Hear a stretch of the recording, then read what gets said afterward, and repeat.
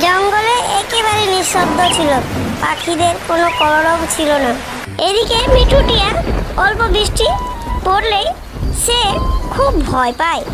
মিঠু টিয়া জানলার দিকে তাকিয়ে আছে বৃষ্টির দিকে, সে খুবই ভয় পাচ্ছে বৃষ্টি দেখে।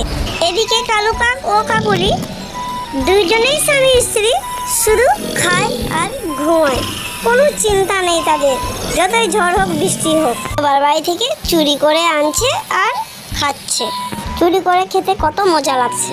এদিকে সুখী পায়রা বৃষ্টিতে ভিজতে ভালো লাগছে তাই নিজের বাড়ির সামনে ভিজছে। কি যে মজা লাগছে বৃষ্টিতে ভিজতে, অনেক দিন পর এই আনন্দটা পেলাম। মা পাখিটি অনেক চিন্তায় আছে।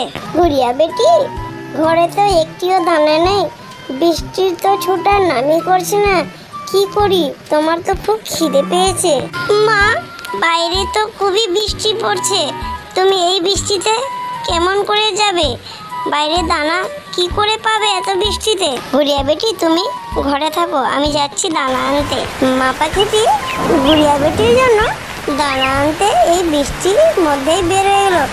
বৃষ্টিতে কোনো মতে মা পাখিটি এগোতে পারছে না, একটি গাছের নিচে গিয়ে বসলো মা পাখিটি। মা পাখিটি বৃষ্টি থামার অপেক্ষা করতে লাগলো। মা পাখিটি জলের মধ্যে থেকে ভেসে আসতে দেখে একটি মাটির হাঁড়ি। মা পাখিটি হাঁড়িটাকে নিয়ে এলো নিজের কাছে। মা পাখিটি হাঁড়িটিকে নিয়ে গেল নিজের বাড়ি। গুড়িয়া হাঁড়িটিকে দেখে নিজের মাকে বলে, মা, তুমি এটা কি আনলে? এটা তো একটি মাটির হাঁড়ি। কথা বলে উঠলো, না, আমি একটি জাদুই হাঁড়ি, তুমি এর মধ্যে যা যা খুঁজবে তাই খেতে পাবে। মা, এই হাঁড়িটিতে কথা বলছে।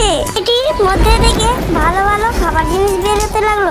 এই দেখে মা পাখি আর গুড়িয়া বেটির খুব আনন্দ হলো। মা পাখিটি গুড়িয়া বেটিকে বলে, গুড়িয়া বেটি, আজ থেকে আমাদের আর কোনো দুঃখ রইল না, খাবার অভাব রইল না, এই জাদুই হাঁড়ি আছে মা, দেখো কত সুন্দর।